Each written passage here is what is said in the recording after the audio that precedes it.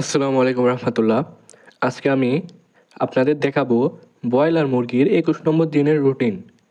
এই দিনটা খুব গুরুত্বপূর্ণ, কারণ এই বয়স থেকে মুরগির শরীরে রোগ প্রতিরোধ ক্ষমতা তৈরি হতে পারে বা শুরু করে। তাই আজ আমি মুরগির জন্য দিয়েছি কিছু বিশেষ যত্ন। সকালবেলা আমি দিয়েছি AD3 1 মিলি প্রতি 1 লিটার পানিতে।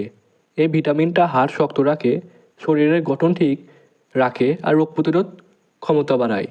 এই দিনে AD3 দিলে মুরগির টিকাদানের জন্য ভিতর থেকে প্রস্তুত হয়। এক কথায় শরীরের ভিতরে পাওয়ার হাউস বাড়িয়ে দেয়। দুপুরে আমি দিয়েছি একদম সাদা পানি, কারণ সকালবেলা ভিটামিন তখনও কাজ করছে। তাই দুপুরে কোনো টনিক না দিয়ে শুধু পরিষ্কার পানি দিলেই মুরগির শরীর ভারসাম্য থাকে।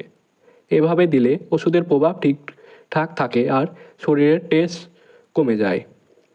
আর রাতে দিয়েছি রানীক্ষেত বুস্টার ডোজ, সাথে আবার দিয়েছি AD3 1 মিলি প্রতি 1 লিটার পানিতে। রানীক্ষেত রোগটা অনেক বিপজ্জনক, তাই এই ডোজ দিলে মুরগির ওই ভাইরাসের বিরুদ্ধে শক্তি পায় লড়াই করার। আর AD3 একসাথে দিলে টিকাটাও কাজটা আরও ভালোভাবে করে। তো 21 নম্বর দিন মানে মুরগির গ্রোথ আর ইমিউনিটি টার্নিং পয়েন্ট। এ বয়সে সামান্য যত্ন বড় পরিবর্তন আসে, তাই টনিক, পানি, পরিষ্কার ঘর সব কিছুই খেয়াল রাখতে হবে। আজকের রুটিন যদি ঠিকভাবে মেনে চলো, ইনশাল্লাহ আপনাদের মুরগি হবে আরও শক্ত ও সুস্থ মজবুত। তো এই ছিল 21 নম্বর দিনের রুটিন। সকালবেলা AD3, দুপুরে সাদা পানি আর রাতে রানীক্ষেত বুস্টার ডোজ। এই 3টি ধাপে আজকের যত্ন সম্পূর্ণ। তো ব্রয়লার মুরগি সম্পর্কে যারা ভিডিও দেখতে চান ডে 1 থেকে শুরু করে বিক্রি পর্যন্ত, তারা আমার ইউটিউবে প্লে লিস্টে গিয়ে দেখে আসতে পারেন। ওইখানে সকল ভিডিও দেওয়া আছে ইনশাল্লাহ।